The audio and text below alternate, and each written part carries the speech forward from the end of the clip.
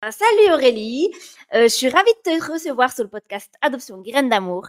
Est-ce que tu peux te présenter en quelques mots? Eh ben, ouais. Déjà, mon prénom m'appelle Aurel Ah et pardon, pas excuse-moi.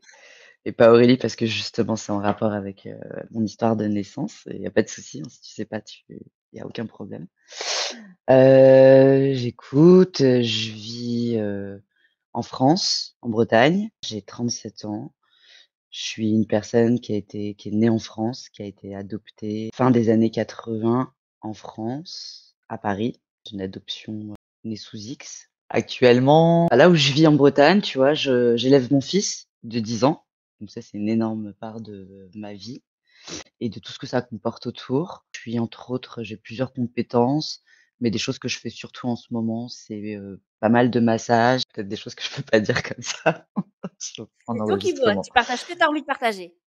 OK. Je fais pas mal de soins, de care, de massage. On a une certaine manière de vivre parce qu'on vit dans un petit endroit. Il y a pas mal de choses, qui se passent et qu'on fait aussi au vu de l'état politique aussi de l'endroit où on vit. Je sais pas trop quoi te dire, sans être, je peux pas te dire un truc conventionnel. Je fais ci, je Il fais n'y a ça, pas de point. Voilà, c'est pas Donc tu as été adoptée, tu es née sous X. mmh. Tu avais quel âge quand tu es arrivée donc dans ta famille? Ils m'ont adoptée, j'avais 8 mois. Est-ce Ouais. que tu sais ce qui s'est passé pendant les 8 mois où tu étais? Je suis née à Paris, à Gare du Nord, à Lariboisière, le 23 avril, 87. Et ensuite, au bout de, je sais plus, peut-être 2 jours, 3 max, tu vois, j'ai été ensuite dans le 14e à Saint-Vincent-de-Paul, du coup à la pouponnière, qui est voilà l'orphelinat pour, les bébés.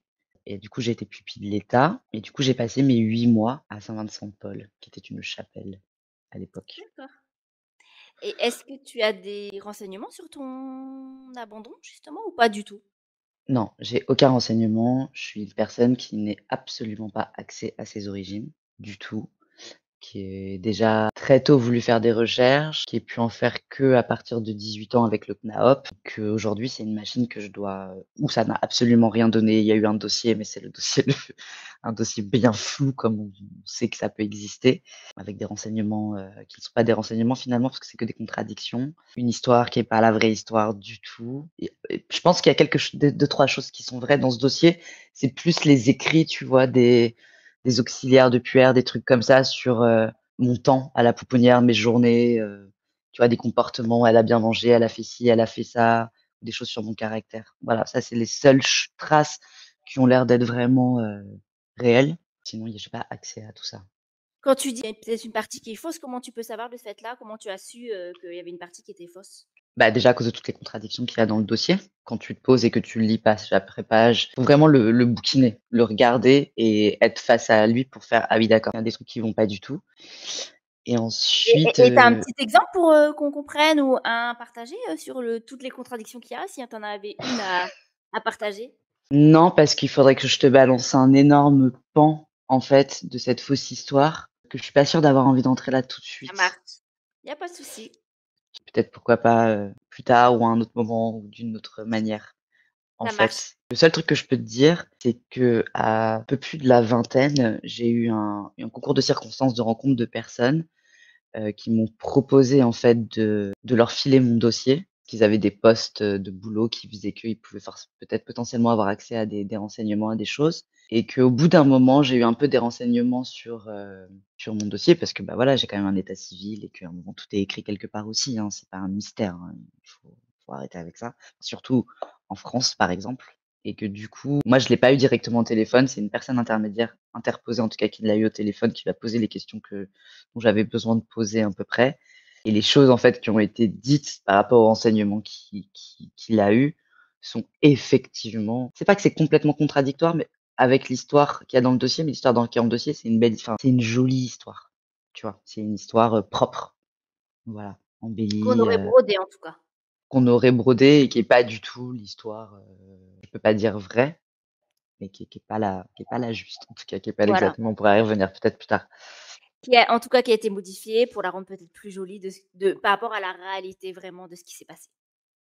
Puis je pense par l'administration, encore une fois, institutionnelle en fait, de l'ASE quoi, le grand classique, hein. C'est pas exceptionnel, hein.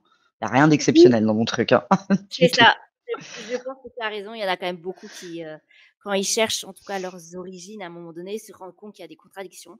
Surtout Mmh. comme tu dis dans les années 80-90 où c'était beaucoup plus flou tout ça. Ça allait un petit peu moins maintenant, mais à l'époque, c'était quand même très flou encore. Quelle est ta relation personnelle avec l'adoption, toi? Je dirais qu'aujourd'hui, là, à 37 ans, je suis, l'équipe du futur. Ça a été quelque chose qui a été difficile à plein de moments, dans des relations, dans ceci, dans cela et tout ça. Et puis ça a été un truc aussi un peu de la société, tu sais, qui te rappelle tout le temps que où, si tu n'as pas accès à tes origines, tu ne sauras jamais où tu ne peux pas savoir où tu vas.